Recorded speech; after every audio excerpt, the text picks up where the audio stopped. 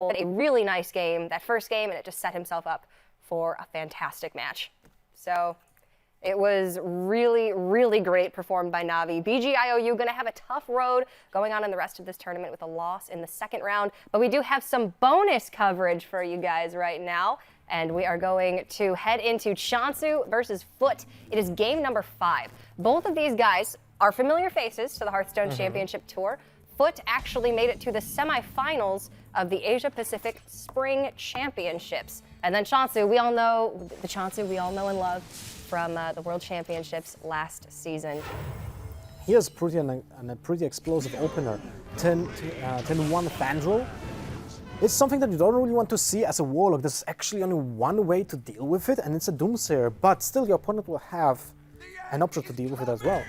There's a Wrath for Che0nsu. I mean, fortunate for him, otherwise he would have just lost so many cards, right? Yeah, it can be very risky to go with the turn 1 Fandral Staghelm. Obviously, against Reno Warlock, you know that their removal in the early game is very limited. So, in fact, on turn 3 with no coin, there was in fact no way that Foot could have removed this Fandral on turn 2 as well. So now if Che0nsu can get a good series of draws, he's setting himself up in a really nice position. That Druid of the Claw certainly helps. You don't really see that often. Like, innervate Druid of the Claw in both modes at the same time with a pretty cool artwork that was never seen before Fandral. It's a nice one. It's one we don't get to see too much, so I'm glad that Che0nsu's given us a little peek. We've said it before and I'll say it again, Asia Pacific has some different ideas than Europe and the Americas. We're going to see some very different card choices. And Druid of the Claw teched into Ramp J Druid is just one of them. It kind of helps with some of the matchups. For an example, like against any aggro decks, the Druid of the Claw might be one of the roadblocks that you need to just stabilize. At the same time, this deck is, it's still a Jade Druid, so you're favored against other control decks. In this case, when he faces a Reno Lock, it should be really favoring Che0nsu, especially with this aggressive opener. If he will get a Nourish top deck here, or even a Jade Idol, just to get that value from the card with the 2 options, will get him rolling. He's still far ahead, like, don't get me wrong, he's still far ahead, but in this situation you need to take advantage of the damage, so you want to finish the game as soon as possible right now, because your hand doesn't really appeal to what can happen in the next turn. You can see now Hellfires, you get into turn 7 when a Abyssal Enforcer can be also played, right? So playing that Pharaoh Spirit, Jade Too Spirit, much Shaman on the line. Yeah, too much Shaman. The Jade Spirit seems kind of risky, overextending the board. What do you think about that? It's tough to say. On one hand, you just saw that Foot had an incredibly weak turn. The turn 5 was just the Mistress of Mixtures and the Argent Squire, not a life tap, leaving Foot with 3 mana unused and at 14 life. So I think Che0nsu said, maybe this is my time to strike. He knows he doesn't have a lot of resources in hand, and if he can just close out this game over 2 turns with the board that he has, then that's probably going to be his best chance of winning. That second Wild Growth is an incredibly weak draw, and now Foot has very real potential to come back in this game. That is true. No pressure will be put on board by Che0nsu here. Even any minion that could have been played poses a problem for Foot, because then he would have to play Reno Jackson just to heal up, to be out of range, or just maybe Siphon Soul, depends. But this gives Foot just the small window of opportunity to get back into the game. I mean, when you think about it, let's rewind to the turn when Che0nsu did trade the Fandral into Mistress of Mixture. This could have been a play that he might maybe avoid and still be ahead, because then the Hellfire doesn't kill the Fandral. It will have to be combined with something else. And, well, maybe that was the damage that he was in need of. Yeah, it was a tough turn from Che0nsu. On one hand, Foot had a very weak turn of his own, so Che0nsu pretty much knows that Foot didn't have any threats in hand, and then was just also hoping that he didn't have any AoE. So by trading, he felt maybe he can protect his board a little bit better, because the resources in Che0nsu's hand are pretty much non-existent at this point. All he had was a swipe. So from your point, I could definitely see hitting face and trying for second swipe draw for lethal over a few turns, but it still would have been a little bit short. So it was just an awkward turn overall. True. Now, another awkward turn for Che0nsu, by the way. He didn't have the option to fit the minion on the board at the same time when he removes a minion. So still no threats from the druid on the board. And now a commanding position from Foot. This is not looking good. For Che0nsu, though, now he has an option to cycle the Wild Growth and the Jade Idol.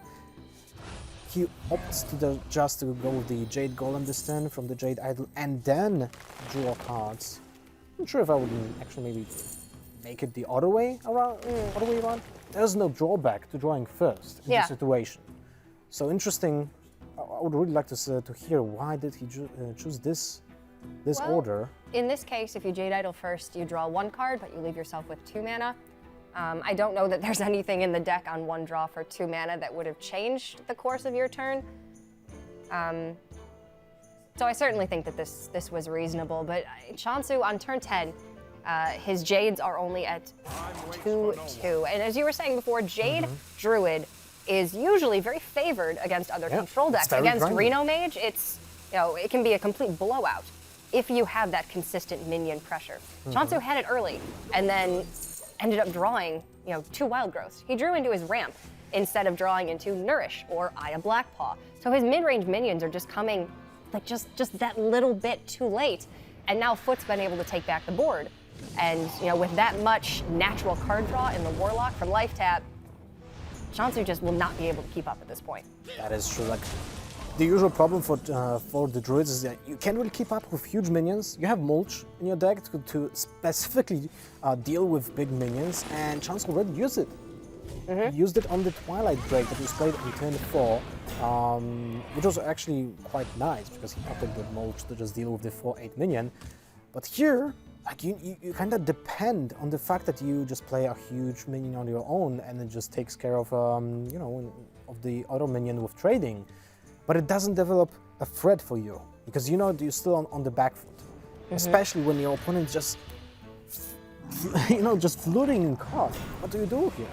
Yeah, and Che0nsu completely on the back foot. I absolutely agree. Even to the point where he just had to play his second Jade Idol for a Golem. So now Che0nsu is essentially sacrificing his entire late game plan with Jade Idols just to desperately find some way of staying in this match in this mid game, and it is not going to be enough. Now Foot with the Bran and the Defender of Argus is going to have exact lethal damage here. Foot is going to take this match against Che0nsu, one of the favorites in this tournament, 3-2. The finish was cool. We have seen this match was actually really cool to see, to watch, because of the fact that Fandral on turn 1 was a blowout turn for the Druid player. Then second Innovate for the Druid of the Club puts a lot of pressure on the Warlock, and at some point the entire matchup just flipped. And there are a few reasons. The AoE effects built into card advantage cards, like an example Abyssal Enforcer, are allowing Warlock to do that.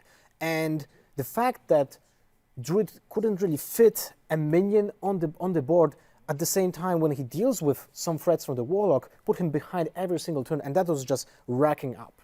Yeah, the Druid was just all in on the board from turn number 1, and the second that they lost the board, the second that he was unable to continue piling onto the board, it was just the moment that he turned the game over and Foot was able to take it.